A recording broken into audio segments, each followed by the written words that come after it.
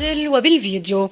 أول ظهور للأميرة لالا سلمى رفقة ولي العهد مع الجماهير المغربية في قطر لتشجيع المنتخب المغربي، فما حقيقة هذا المقطع؟ فرح المغاربة خلال مباراة المغرب وكرواتيا بقطر لحظة ظهور الأميرة لالا سلمى رفقة ولي العهد بين الجماهير المغربية، وهي تشجع المنتخب المغربي بعد غيابها الذي دام لأكثر من 4 سنوات.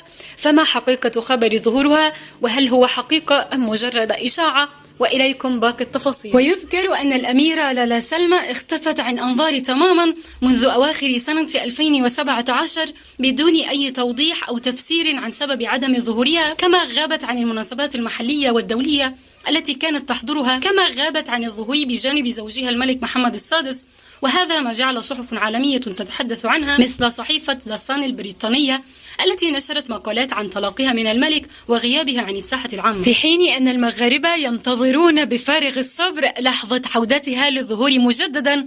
ويبدو أن زمن الانتظار قد انتهى وعادت الأميرة للظهور، حيث انتشرت في الساعات القليلة الماضية على مواقع التواصل الاجتماعي صورا ومقاطع فيديو تظهر فيها الأميرة سلمى رفقة ولي العهد بين الجماهير المغربية في قطر خلال مباراة المغرب وكرواتيا، وهذا ما أفرح المغاربة الذين كانوا ينتظرون عودتها.